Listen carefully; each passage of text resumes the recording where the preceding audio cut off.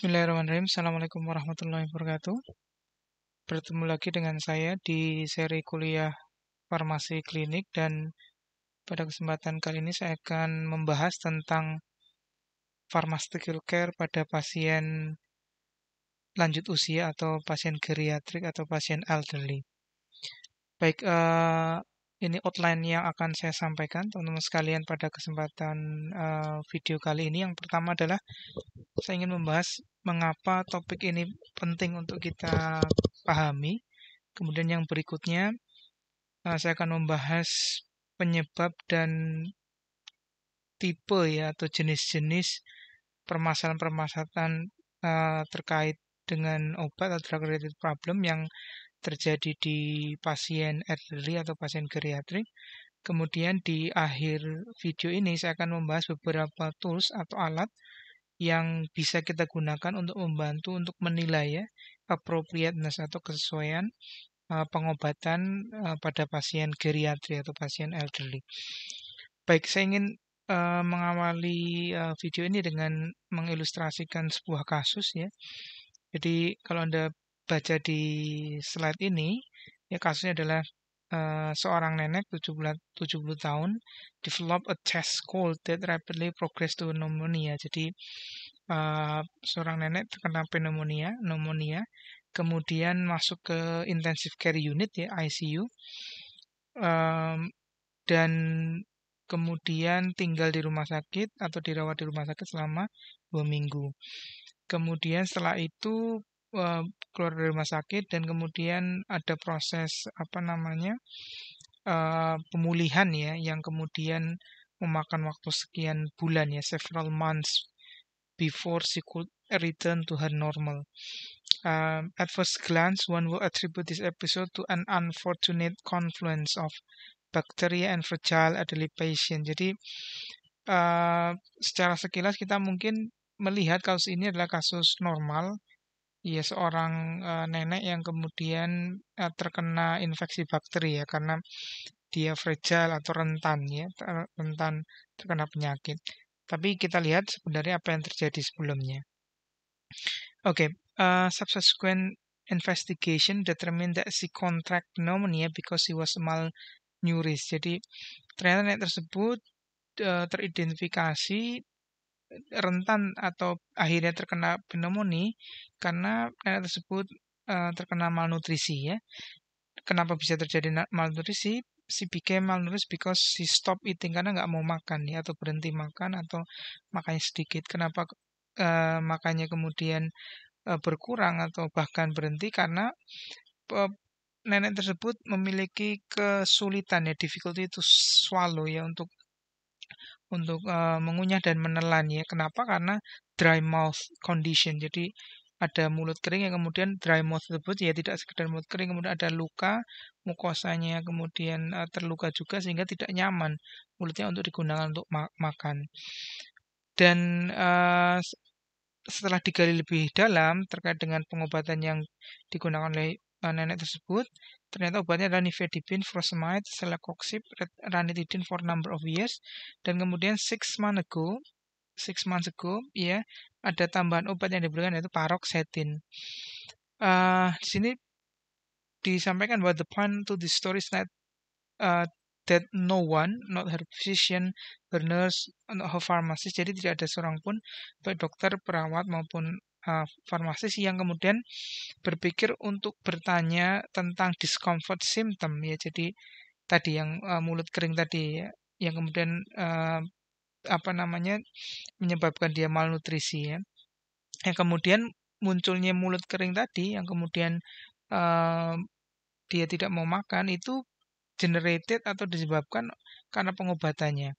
Ya, di sini dikatakan this health professional simply forget routine greetings ya. Jadi ya cuma how are you tanpa kemudian melihat lebih dalam kemungkinan penyebab kejadian pasien tersebut sampai terkena malnutrisi.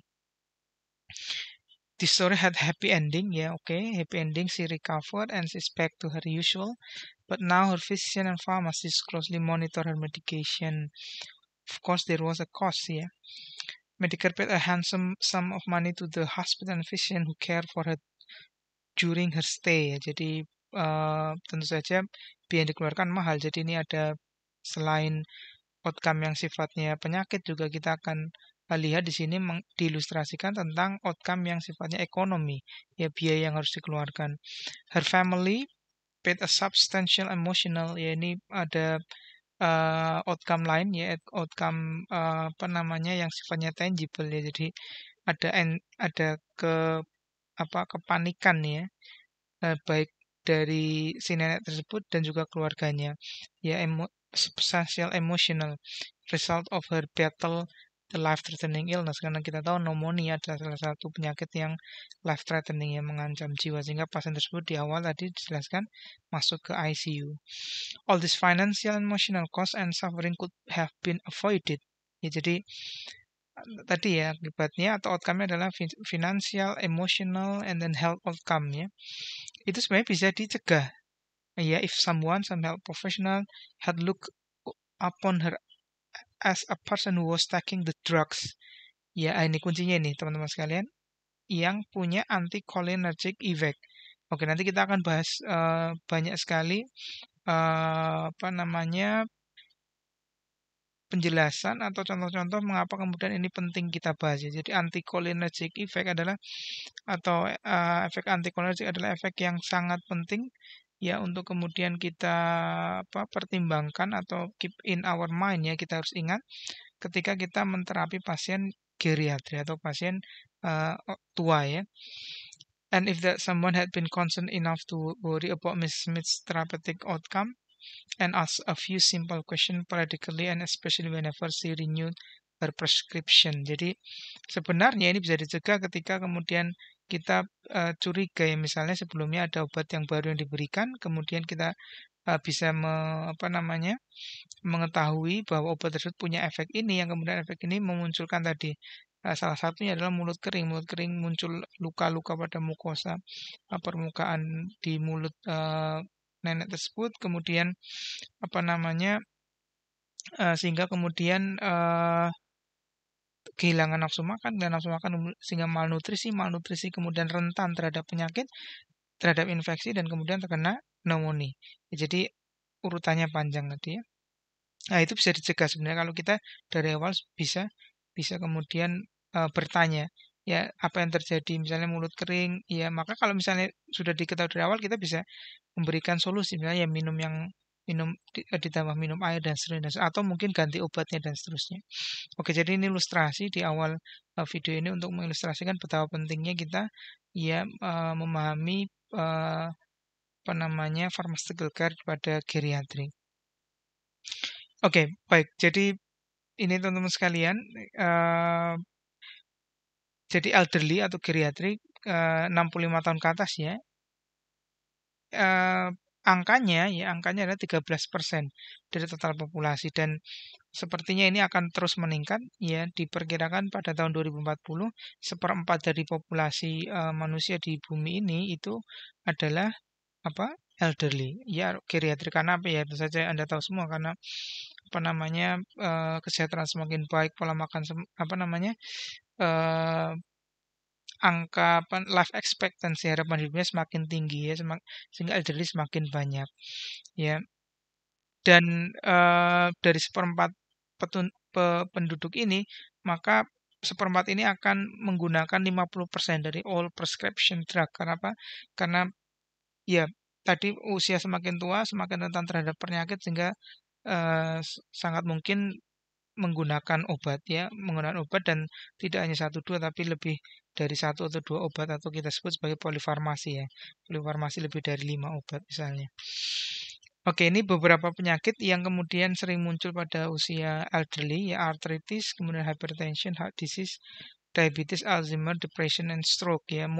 Mostly ini adalah penyakit-penyakit yang sifatnya degeneratif, yang pengobatannya juga panjang ya, tidak seperti penyakit infeksi, sehingga hal ini kemudian memungkinkan ya terjadinya banyak sekali drug-related problem ya. Jadi dari penyakitnya, kemudian dari kondisi pasiennya, kemudian dari obatnya, kemudian ada interaksi antar obat dan obat, karena satu pasien bisa jadi memiliki atau terkena lebih dari satu penyakit sehingga obatnya juga banyak, jadi ada interaksi antara obat dengan obat lain ya atau obat dengan penyakitnya ya sehingga ini semakin mengingatkan kita bahwa kita harus hati-hati ketika melakukan terapi pada pasien geriatrik. Kemudian ini comorbidity ya, Anda lihat di sini.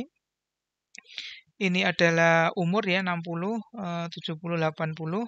Kemudian yang segitiga adalah two or more disease. Jadi semakin semakin tua ya, semakin semakin usia lanjut maka jumlah ya population by percentage orang yang memiliki 2 atau lebih penyakit semakin tinggi ya, semakin tinggi. Kalau yang ini yang zero disease semakin semakin sedikit ya, semakin sedikit. Tapi yang semakin banyak two or more two disease itu semakin tinggi ketika usianya semakin tua. Oke, ini beberapa challenge ya atau tantangan atau kesulitan katakanlah atau hal yang kemudian membuat kita harus semakin hati-hati ketika kita melakukan plan farmasian pada pasien geriatrik adalah oke, ini adalah new drugs available each year, kemudian ada approved are expanding. Tetapi ketika obat itu kemudian ada kemudian disetujui untuk digunakan, maka ini yang keempat ya, pasien elderly itu represented ya. Jadi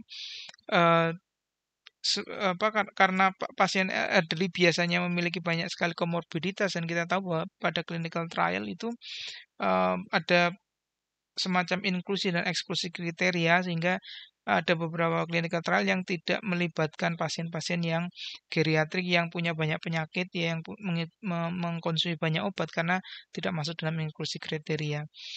Kemudian advanced understanding of drug-drug interaction, ya increasing popularity of nutraceutical, ya ini penggunaan nutraceutical juga banyak digunakan. Kemudian comorbid tadi seperti di slide sebelumnya, kemudian polypharmacy tentu saja karena pasien akan menggunakan banyak obat karena banyak penyakit jadi polifarmasi. Kemudian compliance ya kepatuhan menggunakan obat karena pada usia elderly ada salah satu kondisi misalnya demensia atau kepikunan atau kognitif ya. Jadi kognitif apa ya? Jadi kemampuan berpikirnya sudah menurun ya. Kemampuan berpikirnya sudah menurun atau berkurang sehingga itu juga mempengaruhi compliance-nya.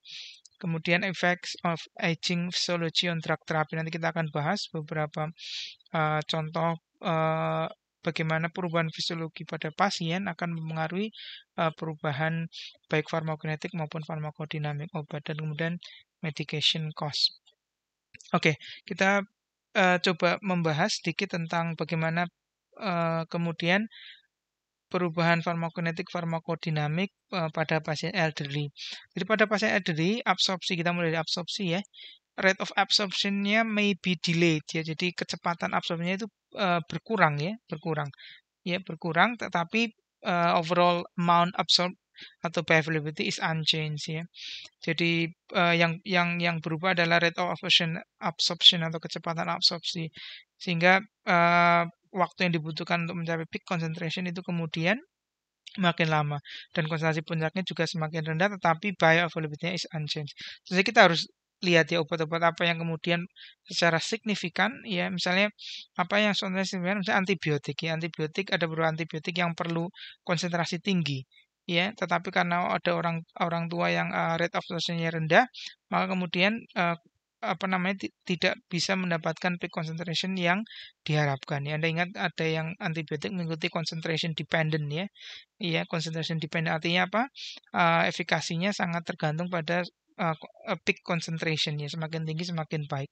Tapi tentu saja tidak semua obat ya. Kita harus lihat obat per obatnya. Tapi bahwa ada fakta bahwa pada pasien tua atau elderly itu kecepatan absorpsinya kemudian akan berkurang. Kemudian di fase distribusi ya tentu saja orang tua tergantung ya. Misalnya ada sebagian besar itu misalnya orang tua tersebut kemudian semakin gemuk ya sehingga yang banyak di dalam komposisi tubuhnya adalah apa? Lemak ya.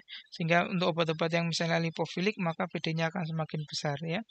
Kemudian sebaliknya misalnya orang tua yang kemudian malnutrisi karena dia tidak selera makannya berkurang seperti contoh ilustrasi kasus di atas, maka terjadi malnutrisi ya misalnya proteinnya berkurang protein dalam tubuhnya berkurang ya misalnya dan kemudian protein tersebut misalnya ada albuminnya berkurang ya albumin adalah protein pengikat obat ya maka untuk obat-obat yang ikatan proteinnya besar maka akan dipengaruhi oleh kondisi tersebut.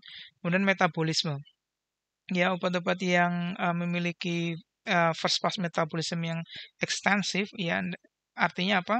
Obat tersebut di metabolisme secara ekstensif, secara besar ya.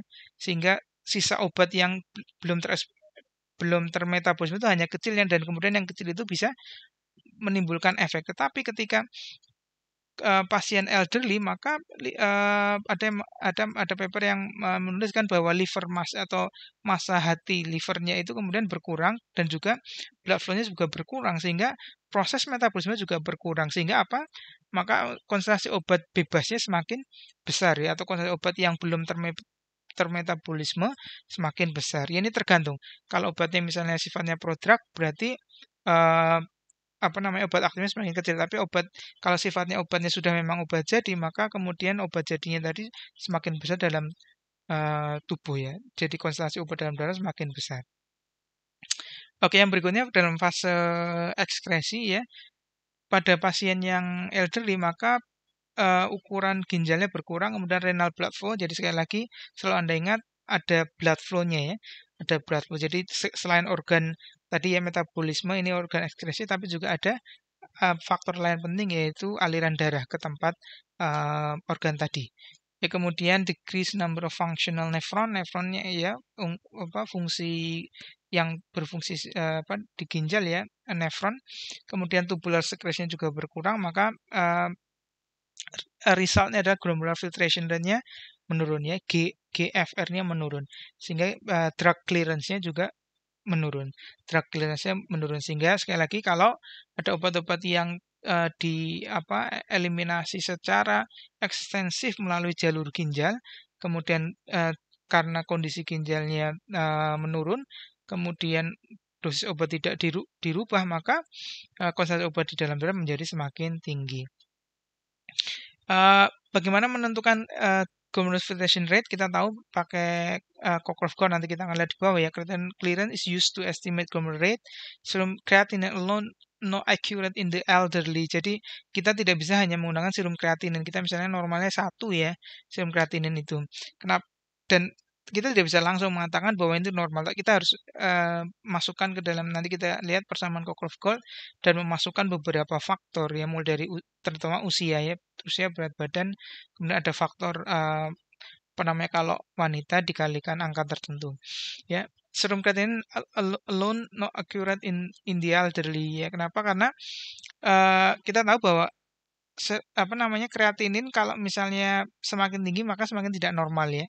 Ya, kenapa? Karena tubuh kita dianggap tidak bisa mengeluarkan kreatinin tersebut. Tapi pada kondisi tua nanti seakan-akan kreatininnya normal ya, tapi bukannya karena ginjalnya normal, tapi karena produksi kreatinin dalam tubuhnya berkurang ya. Jadi body mass lean body mass-nya menurun sehingga produksi kreatinnya juga menurun. Ya, sehingga seakan-akan kreatinnya normal ya. Padahal itu bukan karena kreatinnya normal tapi karena produksi kreatinnya yang berkurang. Di sini dikatakan serum creatinine stays in normal range, masking change in creatinine clearance. Ya, jadi yang sebenarnya yang kita ukur kan clearance-nya ya. Kreatinin itu sekedar hanya sebagai alat istilahnya alat bantu ya. Jadi Anda ada baca lagi lah nanti di kuliah-kuliah yang lain. Tapi prinsipnya gitu. Jadi kreatinin sebagai penanda ya. Tapi penandanya sudah nggak akurat. Kenapa? Karena produksinya sudah tidak normal. Artinya produksinya sudah menurun. Sehingga seakan-akan konsentrasi kreatinnya normal ya. Padahal bukan karena ginjal yang bisa membersihkan kreatinin tersebut, tapi karena sebenarnya tubuh kita yang memproduksi kreatinin kurang dari normal. Oke, maka kemudian kita pakai Cockcroft-Gault equation ya, yang kemudian di situ memasukkan beberapa faktor ya, seperti berat badan, kemudian usia, dan kemudian angka tadi yang saya bilang untuk wanita dikalikan 0,85 sehingga dengan rumus ini kita bisa mendapatkan nilai nilai yang lebih lebih valid katakanlah tidak hanya dari angka SCR tapi juga mempertimbangkan berat badan dan usia. Anda lihat di sini pada usia 30, 50, 70, 90 kalau kita masukkan angka-angka pada data ini ke rumus, maka Anda lihat misal SCR-nya sama, ini kesannya SCR-nya masih normal karena sekitar 1 itu normal, tapi creatine clearance Anda lihat pada usia 30, 65, pada usia 70, 41, pada usia 90, 30. Jadi ini sudah masuk gagal ginjal kronik stadium, saya lupa nih stadium 4 atau 5 ya. Ya, stadium 4 ya, stadium 4 ini. Ya kalau ini masih stadium kan normalnya kan sekitar 100 ya, 100 120 itu. Jadi walaupun serum kreatinnya sama, tetapi ketika kita masukkan dalam persamaan Cockcroft-Gault ya tadi ya, Cockcroft-Gault untuk menentukan creatinine clearance, kita bisa lihat kondisi ginjalnya ya akan berbeda. Oke, ini limitation-nya no a person experiencing related decline renal function. Kemudian ini apa namanya, kalau kita mendapatkan nilai serum kreatinin itu kecil ya atau rendah 0,7 maka kita masukkan ke dalam persamaan yang tadi Cockcroft-Gault-nya tidak 0,7 tapi 1. Ini pendekatan ya, pendekatan karena tadi mengasumsikan bahwa sebenarnya 0,7 itu bukan angka sebenarnya tapi karena tubuh kita yang memproduksi kreatinin di bawah normal. Jadi kita sesuaikan ya ke angka yang normal yaitu 1. Oke, bagaimana dengan farmakodinamiknya? Ya, farmakodinamiknya juga sama. Kalau tadi di farmakokinetik atmanya berubah, di farmakodinamik juga sama. Jadi, kalau di farmakodinamik kan kita bicara sudah di tataran reseptor ya.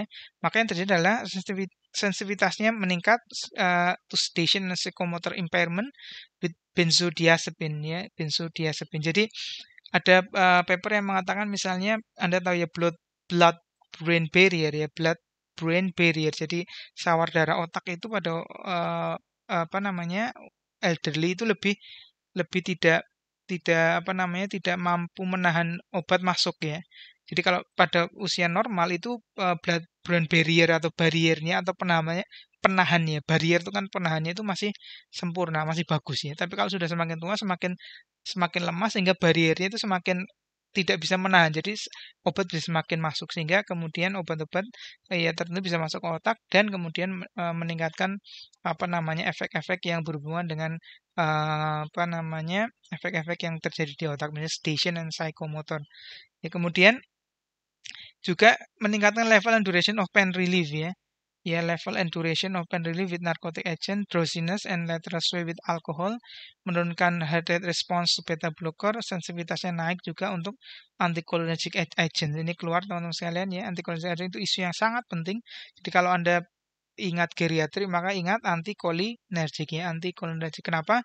Sebelum saya lupa ya, anticholinergic kenapa? Karena ini kan berhubungan dengan neurotransmitter asetilkolin ya dan reseptor apa namanya cholinergic pada pasien yang tua ya, reseptornya semakin sedikit ya, reseptornya semakin sedikit ya.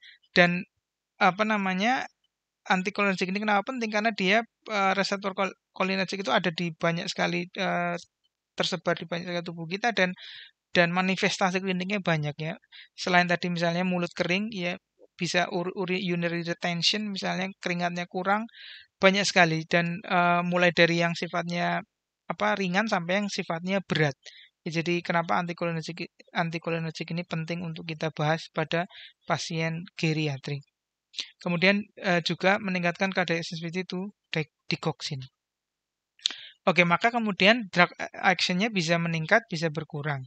Atau kemudian muncul side effect ya, yang sifatnya misalnya anticholinergic kardiovaskular atau yang CNS ya, yang central neuro system, sistem saraf pusat.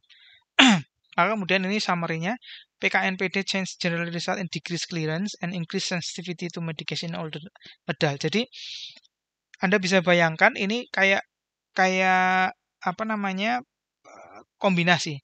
Jadi pertama secara farmakokinetik clearance-nya berkurang Ya clearance berkurang artinya tubuhnya tidak bisa mengeluarkan obat ya secara normal. Artinya apa? Obat itu stay ya, bertahan di dalam tubuh secara lebih lama dan lebih banyak, ditambah sensitivitasnya meningkat juga. Ya, jadi ini double-double.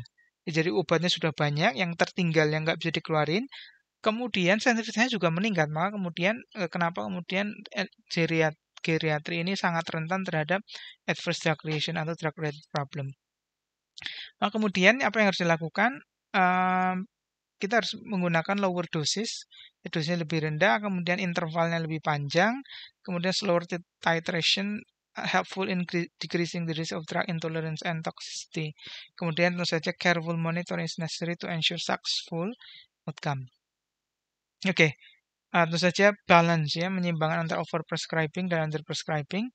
Ya, correct drug, correct dose, target appropriate condition is appropriate for the patient. Avoid a pill for every ill ya. Jadi misalnya ada kondisi 1 dikasih obat, kondisi 2 dikasih obat, kondisi 3 nanti setiap kondisi dikasih obat sehingga nanti terjadi apa yang disebut sebagai polifarmasi ya. Polifarmasi. Kemudian always consider non-pharmacologic therapy. Jadi kalau memungkinkan terapinya non-farmakologi, maka ini yang harus dikedepankan lebih dahulu kalau kalau memungkinkan. Maka kemudian yang terjadi ketika overprescribing tadi ya, setiap gejala atau setiap simptom kemudian kita kasih obat, maka yang mungkin terjadi adverse drug reaction semakin tinggi, drug interaction juga semakin tinggi, duplication of drug therapy, decreased quality of life, unnecessary cost, dan kemudian medication non-adherence. Ini adalah problem-problem yang bisa muncul ketika penggunaan obat overprescribing. Oke, sini dikatakan adverse drug event itu responsible kejadian adverse drug event. Kenapa ini penting? Kenapa ini bertanggung jawab 5-28% ya. Orang yang orang tua masuk ke rumah sakit itu 5-28% angkanya itu dikarenakan karena adverse drug event. Artinya apa? Kalau kita pakai angka 25 aja berarti 1 di antara 4 kejadian atau penyebab pasien masuk rumah sakit adalah karena adverse drug event. Jadi sangat sangat besar. Kemudian greater than 95% of adverse drug event in the elderly are considered predictable.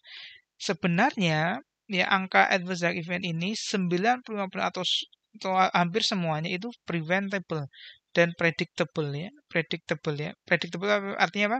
Bisa diprediksi. Dan yang preventable itu yang 50%, maaf ya, tadi saya bilang preventable. Jadi sebagian besar itu predictable. Dan separuhnya itu preventable. Ya, jadi predictable kan bisa diprediksi ya, tapi mungkin tetap harus dikasihkan ya, atau tetap harus terjadi. Tapi yang menarik juga sebenarnya itu preventable, jadi bisa dicegah. Oke.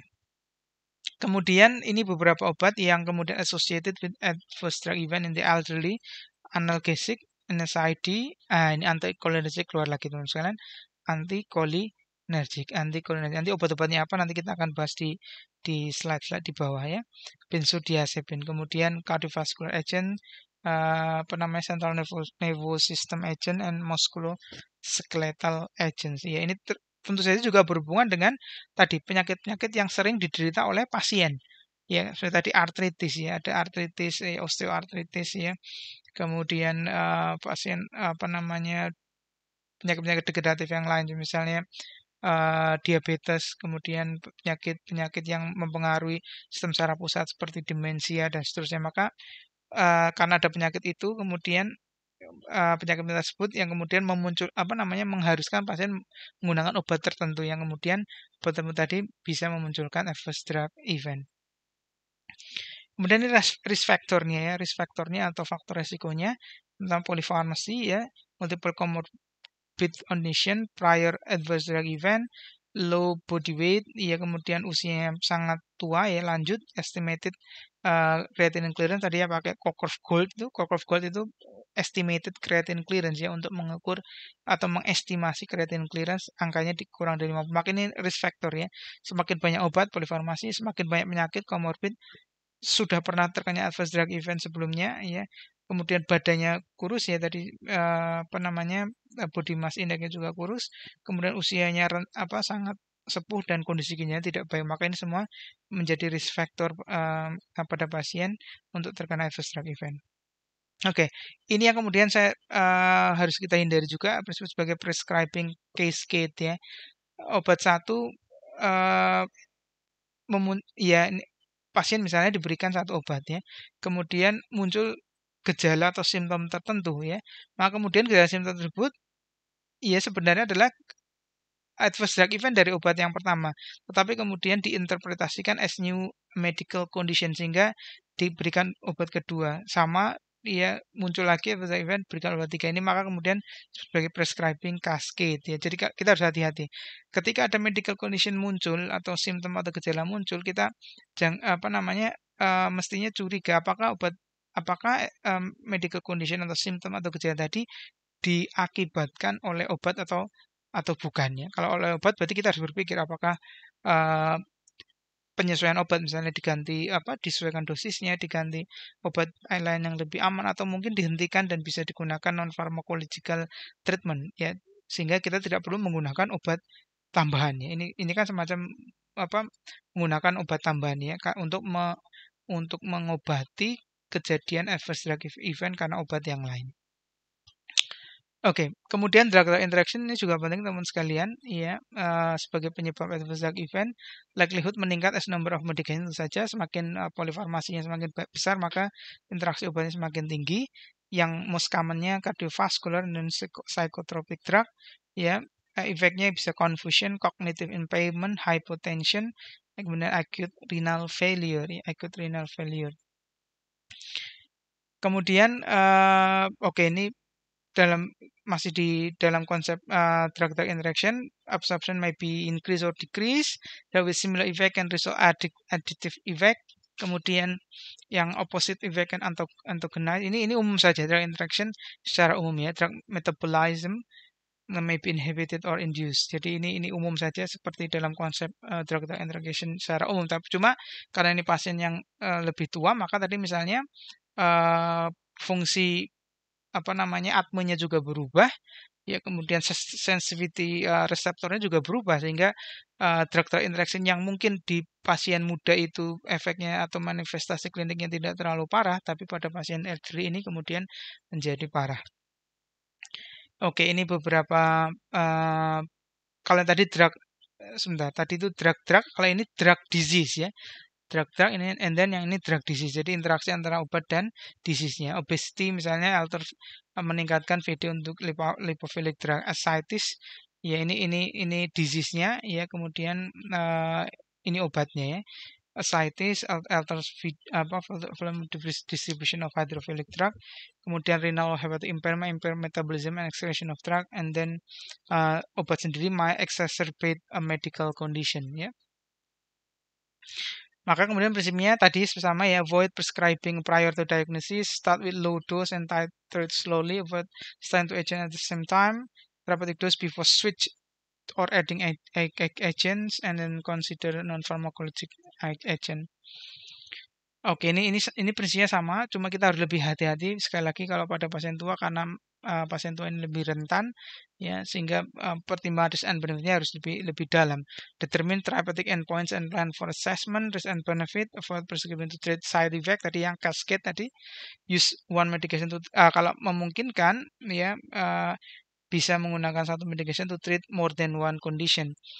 Kemudian kita harus mempertimbangkan ada tidaknya interaksi antara obat dan obat maupun interaksi antara obat dan penyakit. Kemudian use simple regimen possible supaya supaya pasien compliance-nya atau kepatuhannya kemudian tidak terganggu. Adjust dose ketika pasiennya terkena renal failure atau hepatic impairment, maka kita harus melihat bisa menggantikan obat dengan obat lain yang tidak terpengaruh pada kondisi organ tadi, atau kita kalau terpaksa harus tetap dipakai harus melakukan adjustment dose. Avoid therapeutic duplication ya, misalnya obat yang punya kelas terapi yang sama atau efek yang sama kemudian kita berikan double ya atau duplikasi. Kemudian ini prinsip saja least expensive alternatif. Ya, preventing polypharmacy, bagaimana mereview medication regularly and each time a new medication start or dosage change. Kemudian juga yang penting juga obat-obat lain yang kemudian mungkin digunakan di luar resep misalnya ketika pasien beli sendiri ya vitamin, OTC, and herbal ya ini juga kita harus perhatikan. Kemudian non-adherent ya rate might be as high as 50% in elderly ya penyebab utamanya tadi ya kognitif saya katakan tadi ya jadi apa namanya kemampuan berpikirnya menurun ya kognitif ya finansial bisa jadi ya tapi yang biasanya adalah kognitif kemudian functional statusnya status fungsi tubuhnya sudah tidak memungkinkan dia kecuali dibantu oleh orang lain ya dibantu oleh orang lain untuk kemudian bisa menggunakan obat dengan apa namanya sesuai dengan cara pakai yang diinginkan atau yang diresepkan. Kemudian belief and understanding about disease and medication. Ya ini juga penting. Ada orang tua yang kemudian dalam tanda kutip sudah merasa oh ini kan penyakit tua. Ya saya sudah akan apa namanya ya sudah tua gitu ya. Saya mungkin akan meninggal gitu sehingga mungkin tidak terlalu apa memikirkan saya harus sembuh dan seterusnya. Ya ini masalah belief and understanding. Bagaimana meningkatkan adherence, avoid newer, more expensive medication that are not shown to be superior, ya, simplify the regimen with the pill organizer or drug calendars, ya banyak cara untuk kemudian meningkatkan medication adherence ya mungkin perlu juga apa, keluarganya juga penting ya dilibatkan dalam untuk apa namanya memastikan pasien patuh terhadap pengobatan. Nah, oke. Ini yang topik yang menarik juga yang kita harus yang kita bahas pada kesempatan kali ini yaitu bagaimana kemudian menilai medication appropriateness atau kesesuaian medication dengan tools tertentu. Tadi kita sudah bahas ya macam-macam ada drug interaction, ada drug disease interaction, ada obat-obat dengan misalnya tadi ada benzodiazepin, obat dengan anticholinergic, obat kardiovaskular, obat yang mengusir saraf pusat dan sebagainya. Nah, kemudian sebenarnya itu apa namanya kriteria atau list obat tadi itu sudah kemudian dibuatkan dalam bentuk tools tertentu. Nah, kita akan belajar. Yang pertama, toolsnya yang sifatnya implisit ya, Medication Appropriateness Index atau MAI, dan yang kedua yang menariknya yang eksplisit ya, BIRS kriteria atau N. Ya ini ada dua ya, kita akan bahas. Sebenarnya ada lebih dari ini, cuma kita akan bahas yang paling sering kita apa namanya kalau Anda searching di internet itu ini dua yang paling sering digunakannya BIRS kriteria nama orang nih Pak BIRS ya kemudian stop start kriteria ini juga kriteria ya stop start kriteria. Oke kita bahas ya.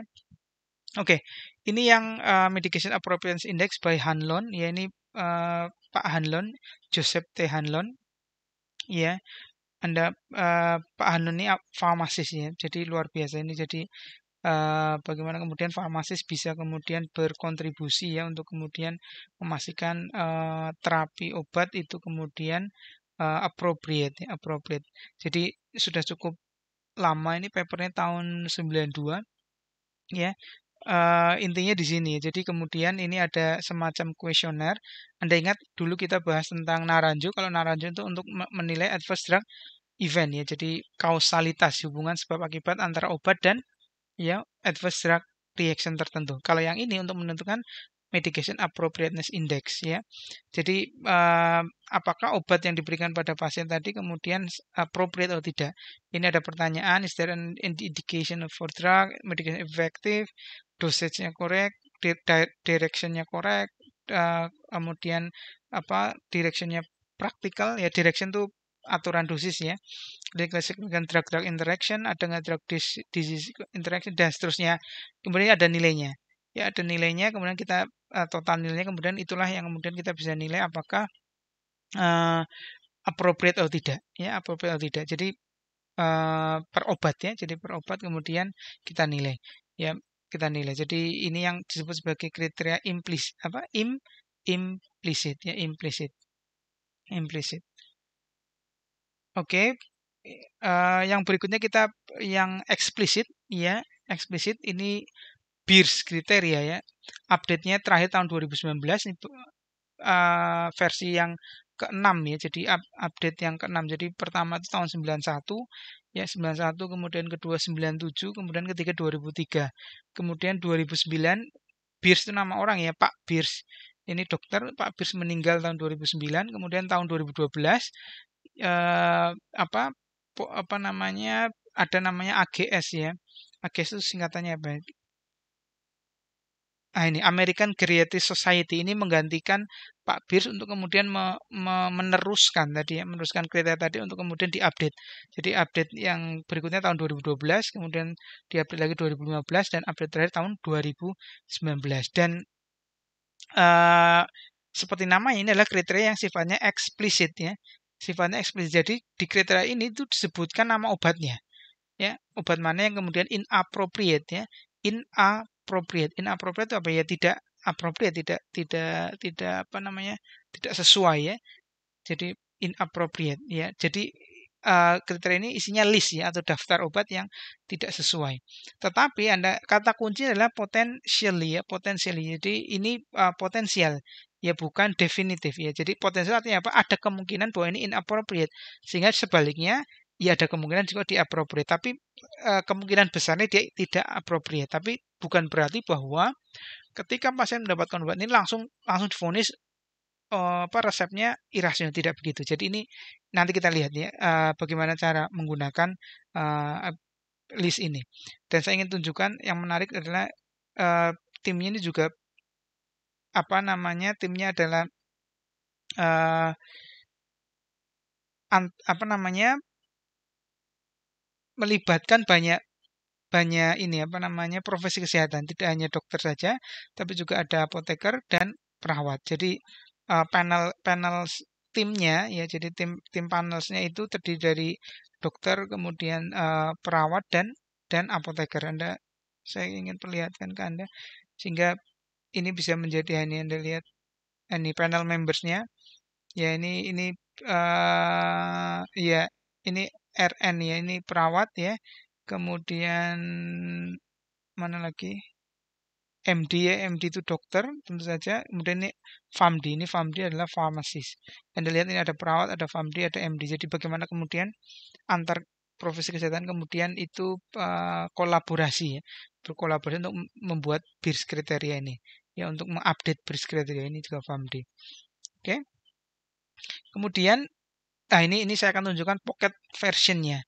Anda lihat di sini, ini ada beberapa tabel. Tabel 1 itu potentially inappropriate medication use in older adult. Jadi di obat-obat yang masuk di dalam tabel 1 itu adalah daftar obat yang sudah apa namanya, secara evidence ya, evidence-nya itu kemudian ya QE itu klinik, QE itu apa ya? Saya kok lupa kebanyakannya. QE, aduh. Quality evidence ya, quality of evidence ya, quality of evidence. Kalau SR itu strength of recommendation. Jadi quality of evidence-nya ya ada nilainya, kemudian strength of recommendation juga ada nilainya. Jadi quality of evidence-nya moderate. Jadi misalnya diambil dari penelitian mana, misalnya observational dan seterusnya. Nah, ini ada quality of evidence, ada strength of recommendation. Ini Anda lihat avoid ya, avoid artinya apa? Hindari. Dan Anda lihat di pertama kali yang muncul adalah anticholinergic ya, anticholinergic. Jadi sekali lagi anticholinergic adalah isu yang sangat penting ketika kita membahas tentang penggunaan obat pada pasien geriatrik. Contohnya adalah ini contohnya misalnya first generation antihistamin. Jadi Anda lihat di contohnya misalnya apa nih, chlorpheniramine ya, CTM ya. Jadi berdasarkan BIRS kriteria, maka penggunaan CTM itu harus dihindari ya pada pasien geriatrik. Ya, ini contoh yang kemudian sangat sangat relevan ya, karena CTM itu sediaannya banyak ya di apa namanya, di sediaan OTC ya, sediaan OTC, sehingga kita harus hati-hati. Kemudian dexchlorpheniramine juga, kemudian dimenhidramin ya, ya ini highly anticholinergic ya, clearance reduced with advanced age, and tolerance develop when used as hypnotic, risk of confusion, dry mouth ya, tadi di kasus tadi ya, dry mouth ya, constipation and other anticholinergic effect or toxicity ya. Listnya panjang sekali, nanti Anda bisa lihat, ini judulnya Pocket Guide 2019 apa nama, American Geriatric Society BIRS Criteria ya, BIRS Criteria. Ini ada ini tahun 1991 ya, yang dibuat oleh Pak Mark Bierce, sudah meninggal ya. The late Mark Bierce ya, almarhum Mark Bierce. Ya, jadi ada tabel 1, tabel 2-nya apa? Kita lihat. Tabel 1-nya banyak sekali listnya. Tabel 2 ini adanya drug disease interaction ya, drug disease interaction. Jadi ada disease, kemudian obatnya apa? Ketika pasiennya punya penyakit itu, maka obat-obat yang berinteraksi apa gitu ya, yang itu harus dihindari. Ya, dan seterusnya. Kemudian tabel 3, for potential product material to be used with caution. Jadi kalau yang satu itu yang apa ya? Yang lebih kuat ya, istilahnya evidence-nya lebih kuat. Yang ketiga itu yang apa namanya? less apa ya? Apa namanya, tidak di bawah level evidence-nya di bawah dari yang tabel 1, tapi ini tetap harus hati-hati. Ya, atau pada kondisi-kondisi tertentu ya. Ya, ada kondisi-kondisi tertentu. Kalau yang tadi kondisinya lebih umum, kalau ini yang kondisi lebih khusus ya. Kondisi lebih khusus. Dan tabel 4 drug-drug interaction, tabel 5 ya ketika kondisi ginjalnya berkurang dan seterusnya. Jadi Anda bisa lihat yang pocket guide ini terkenal sekali teman-teman sekalian. Jadi tidak Anda pernah mendengar kali ini atau mungkin sudah pernah mendengar, tapi ingat-ingat ini ada namanya Bierce criteria. Kemudian how to use-nya. How to use-nya ya, teman-teman sekalian, ini beberapa konsep yang penting dari atau prinsip dari Bierce criteria yang harus kita pahami adalah yang pertama, Bierce criteria itu potentially ya, inappropriate, potentially, hati-hati, bahasanya adalah potentially bukan definitely. Artinya apa? Ya, potentially ya ada potensi untuk dia menjadi inappropriate, outcome-nya menjadi tidak apa namanya seperti yang kita inginkan. Tapi ini bukan definite ya, bukan definite ya. There is a common misperception that any use of medication to is considered inappropriate ya. This is not correct. Jadi bukan berarti pasien ketika menggunakan obat yang ada dalam list tadi langsung kita vonis tidak appropriate. Kita harus lihat sekali lagi kembali kepada kondisi pasien. The Bierce criteria comprise medication which have an unfavorable balance of benefit and harm for many adult, particularly in light of available pharmacy and non-pharmacy alternative. In some cases, the drug is almost always a poor choice. However, there are some older adult in whom use of this medication is appropriate. Jadi sebagian besar inappropriate, tapi ada sebagian kecil pasien yang masih appropriate. Terus kita sekali lagi harus lihat kondisi pasien. Sekali lagi risk and benefit. Ya. Kemudian read the rational and recommendation statement for each criterion. The caveat and guidance list there are important. Jadi Anda baca secara detail, tidak hanya cuma list obatnya, tapi harus baca juga keterangannya. Understand why medication are included in the 2015 and just your approach to those medication accordingly. Kita harus baca sekali lagi kenapa obat tersebut dimasukkan.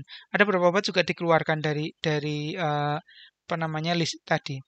Kemudian optimal application involve identifying potential medication and where appropriate offering safer non-pharmacologic and pharmacologic therapy. Jadi ini bagaimana kemudian dengan adanya list ini kita bisa mengidentifikasi adanya potensial, sekali lagi potensial inappropriate medication. Kemudian kriteria ini atau list obat tadi should be a starting point ya for a comprehensive process of identifying and improving medication appropriateness and safety. Jadi sebenarnya ini adalah merupakan starting point ya, atau pintu awal atau titik awal untuk kemudian menilai atau mengevaluasi medication appropriateness dan kemudian meningkatkan medication appropriateness. Kemudian access to medication in Bierce should not be excessively restricted by prior authorization and or health plan coverage policies. Jadi jangan juga kemudian karena ada obat ada daftarnya, kemudian kita langsung misalnya obat itu udahlah nggak usah dipakai lagi, ya nggak usah dimasuk ke dalam formularium dan seterusnya. Jadi jangan, ya nggak boleh juga seperti itu. Jadi tetap ada beberapa pasien yang masih appropriate untuk menggunakan obat tadi, ya. Kemudian are not equally applicable to all countries ya. Ada satu paper yang mengatakan bahwa di list obat di Bierce criteria itu kita bandingkan dengan kondisi di Indonesia, 50% obat yang ada di Brisketia itu tidak ada di Indonesia. Jadi sekali lagi ini dikatakan not equally applicable. Jadi ada yang karena ini dibuat di Amerika ya. Jadi basis obatnya ini adalah basis obat di Amerika, sehingga tentu saja harus disesuaikan. Tidak semua obat yang ada di sini ada di tempat lain, misalnya di Indonesia ya. Di Indonesia ada paper yang mengatakan hanya 50% ya obat yang ada di list Brisketia itu ada di Indonesia. Ya, kemudian maka kemudian ya ini, maka kita harus menggunakan Brisketia sebagai warning light. Jadi warning light itu semacam ada alert ya, perhatian, oh ini obat yang digunakan pasien ini masuk ke dalam Brisketia, maka kita harus warning ya, warning. Oke, itu tentang how to use Brisketia. Jadi kita harus menggunakannya secara seimbang, jangan serta-merta obat masuk Brisketia tidak boleh. Yang bisa kita lakukan juga sebenarnya Brisketia juga bisa digunakan untuk penelitian, misalnya kita menilai, sekali lagi bukan definitif ya, tapi potentially inappropriate medication. Misalnya penelitian di rumah sakit tertentu, kemudian kita lihat apa namanya rekam mediknya ya selama periode tertentu berapa persen obat-obat yang kemudian masuk ke dalam Brisketia yang kemudian digunakan rumah sakit tadi. Ya, tapi kata-katanya tetap potentially. Ya, potentially inappropriate. Kita nggak bisa menjudge bahwa itu 100% salah, tidak bisa. Kemudian karena tadi listnya adalah obat yang harus di-avoid atau dihindari, maka kemudian ada paper lainnya yang menuliskan terus ini alternatifnya. Dan yang menuliskan Pak Hanlon tadi. Anda ingat Pak Hanlon itu siapa? Pak Hanlon itu yang membuat Medication Appropriateness Index tadi, yang kriteria implicit. Jadi Pak Hanlon ini Anda dia PharmD ya. Is a pharmacist ya. Ini Pak Hanlon itu pharmacist. Ini membuat alternatif medication yang kemudian sebagai pengganti ketika obat tadi masuk ke dalam Brisketia. Ya, ini ada ya ininya apa namanya listnya ya.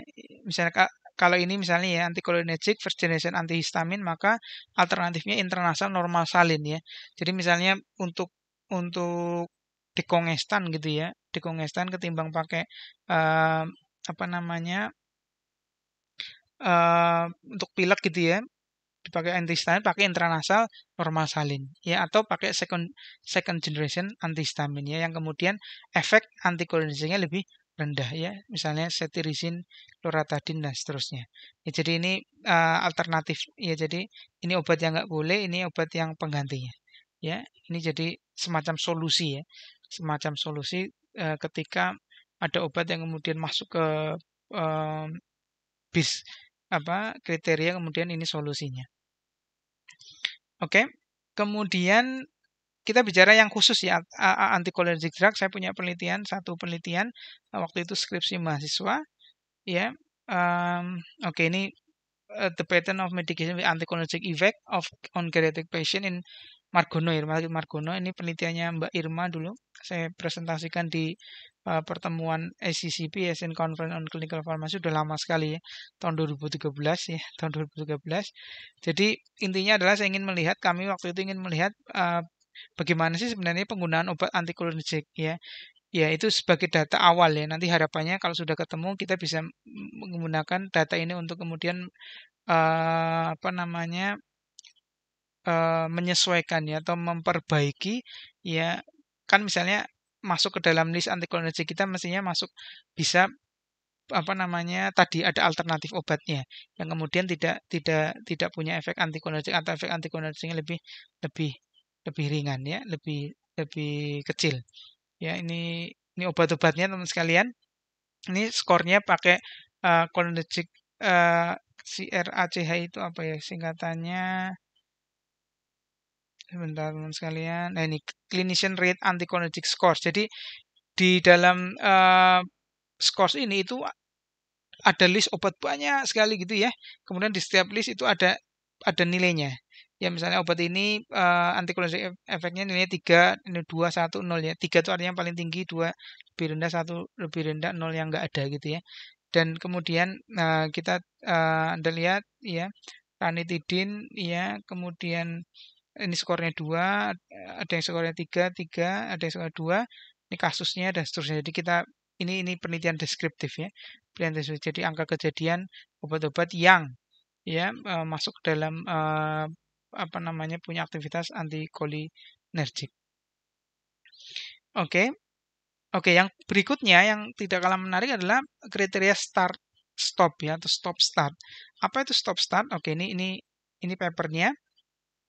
Ini papernya jadi stop start. Jadi stop itu berhenti, start itu jalan. Ini menarik kalau kalau tadi di BIRS itu cuma stop aja atau yang obat-obat yang avoid yang harus dihindari. Nah, untuk kriteria ini lebih lengkap lagi. Tidak hanya yang berhenti, tidak hanya obat yang harus dihindari atau yang harus stop, tapi obat-obat yang harus di start. Ya, kalau Anda ingat di kuliah apa farmakoepidemiologi, waktu itu kita belajar tentang apa namanya rekonsiliasi obat, ada yang namanya omission ya. Omission itu artinya apa? Obat yang sebelumnya diberikan tapi kemudian lupa diberikan. Jadi ya harusnya diberikan tapi nggak diberikan, omission ya.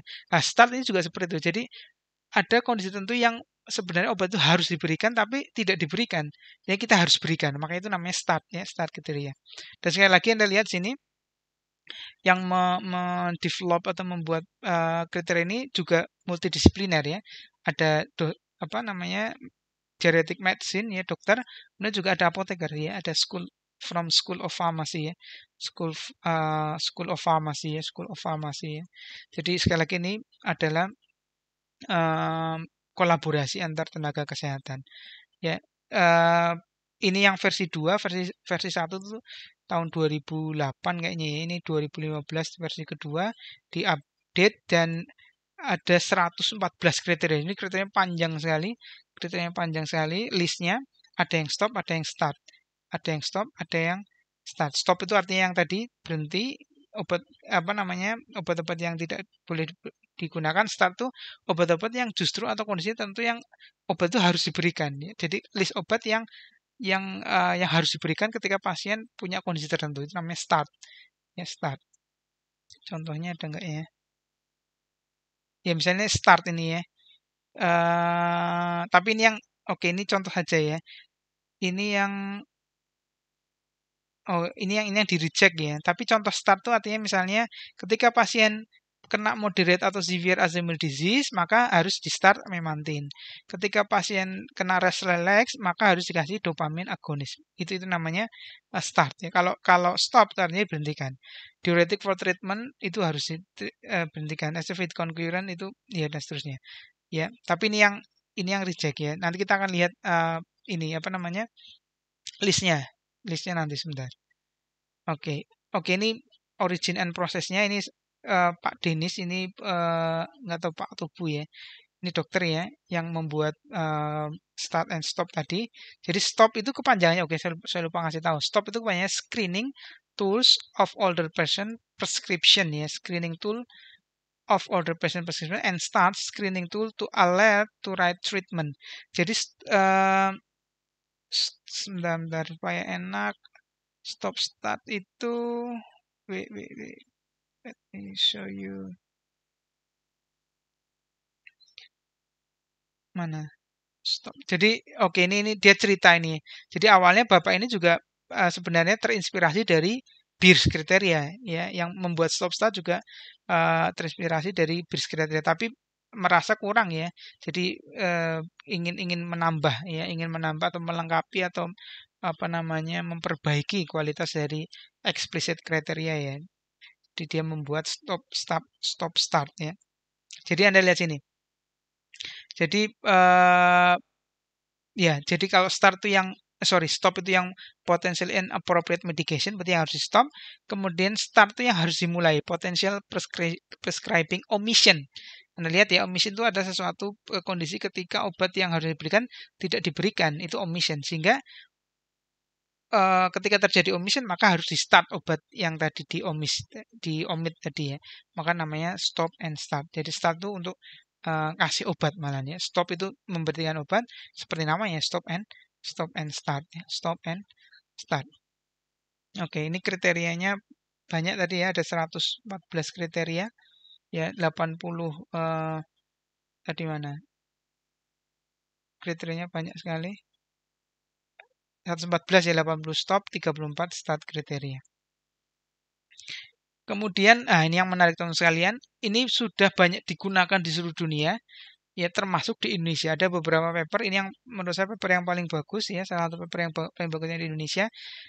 Stop start medication review non-randomized trial in an Indonesian tertiary hospital to improve medication appropriateness and to reduce the length of stay of older adults. Jadi ini penelitian dilakukan oleh ini dosen Universitas Surabaya ya, di Surabaya ya. Dan luar biasa ini dia tidak hanya secara deskriptif tapi kemudian ada menggunakan stop start kriteria, kemudian stop start kriteria itu digunakan oleh farmasis ya. Jadi di sini ada farmasis yang menggunakan stop start kriteria untuk kemudian menentukan medication appropriateness, dan kemudian setelah ketemu misalnya ada yang tidak appropriate, maka kemudian dikomunikasikan ke dokter, kemudian dokter akan memutuskan ya bagaimana kemudian obat yang tadi tidak sesuai tadi untuk misalnya dirubah dosisnya atau dihentikan atau diganti. Ya, jadi ini salah satu artikel yang kemudian membuktikan peran farmasis untuk meningkatkan outcome terapi. Kenapa? Karena dalam penelitian ini terbukti salah satu outcome-nya adalah loss ya. Length of stay-nya itu kemudian ya secara signifikan lebih sebentar ya, atau lebih singkat ya, length of stay. Jadi waktu perawatan di rumah sakitnya lebih singkat ketika ada kelompok intervensi ya. Di kelompok intervensi artinya farmasis melakukan intervensi dengan menggunakan stop start kriteria tadi untuk kemudian memberi advice ya, advice ke dokter terkait terapi obatnya. Ya, ini paper yang sangat luar biasa teman-teman sekalian. Ya, menurut saya paper inilah yang kemudian sangat penting untuk membuktikan ya bagaimana peran farmasis ya untuk dapat meningkatkan outcome terapi ya, meningkatkan outcome terapi. Saya kalau nggak salah ada salah satu mahasiswa yang akan membuat ini ya systematic review untuk hospital pharmacist Indonesia ya, terkait outcome klinik. Nah, ini mestinya menjadi salah satu artikel yang Anda harus review ya. Ini luar biasa, ini artikelnya salah satu artikel yang sangat bagus ya, artikel yang sangat bagus. Anda tahu sekarang kita sedang berjuang untuk melakukan judicial review ya tentang fungsi apoteker di rumah sakit, dan ini mestinya bisa menjadi bukti bahwa peran apoteker di rumah sakit sangat penting ya, sangat penting. Oke, kemudian yang menarik juga adalah adanya di penelitian ini itu ingin memvalidasi ya stop start kriteria untuk kemudian digunakan diterjemahkan dalam bahasa Indonesia. Ya ini. Ya, adaptation and validation of the screening tool of other people's prediction instrument for the Indonesian population. Jadi dia memvalidasi stop kriteria ini. Kalau ini cuma stopnya saja yang divalidasi untuk ditranslate ke bahasa Indonesia ya. Ditranslate ke bahasa Indonesia dan kemudian divalidasi. Ya, Anda lihat ini. Oke, saya lihatkan saja ininya ya. Stop kriterianya sebanyak apa? Ini banyak sekali teman-teman sekalian. Ya. Ini listnya nih. Anda bisa lihat nanti panjang sekali ini stop ada 80 sekian ya, tadi Anda ingat ya. 81 kriteria di stop ya. Yang Anda lihat ini. Dia mencoba untuk mentranslate dan kemudian memvalidasi kuesioner tadi untuk kemudian digunakan atau dirubah ke dalam bahasa Indonesia. Anda bisa lihat papernya ya, linknya ini ya, judulnya ini ya, adaptation validation of the screening tool dan seterusnya. Oke.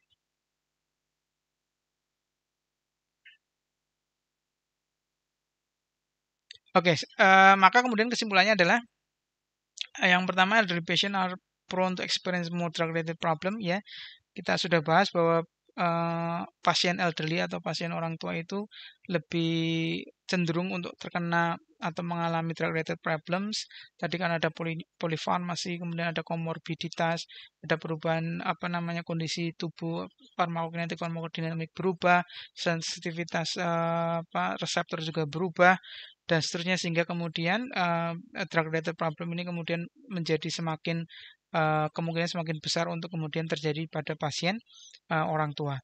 Dan kemudian some tools are available. Tadi kita sudah belajar di akhir beberapa slide akhir tentang tools atau alat yang sifatnya implisit maupun eksplisit yang bisa kita gunakan untuk mengevaluasi, dan kemudian kalau kita bisa gunakan, kita bisa mereduce ya potentially inappropriate prescribing. Sekali lagi, tools tadi hanya yang potentially ya. Jadi kita nggak bisa mengatakan 100% pasien yang mendapatkan obat yang masuk dalam list tadi salah, tidak. Tapi kita harus lihat sekali kondisi pasien. Tapi paling tidak ini membantu untuk kemudian tadi warning light ya, warning light atau starting point untuk kemudian menilai kesesuaian pengobatan pada pasien. Dan kita lihat di salah satu paper di Indonesia tadi, keberadaan apoteker menggunakan stop start kriteria bisa menurunkan lama rawat inap ya, length of stay. Maka ini menjadi sangat penting untuk kita ketahui dan semoga kita bisa gunakan nantinya. Baik, itu yang bisa saya sampaikan teman-teman sekalian pada kesempatan kali ini. Semoga bermanfaat. Mohon maaf jika banyak kekurangan. Saya tutup. Assalamualaikum warahmatullahi wabarakatuh.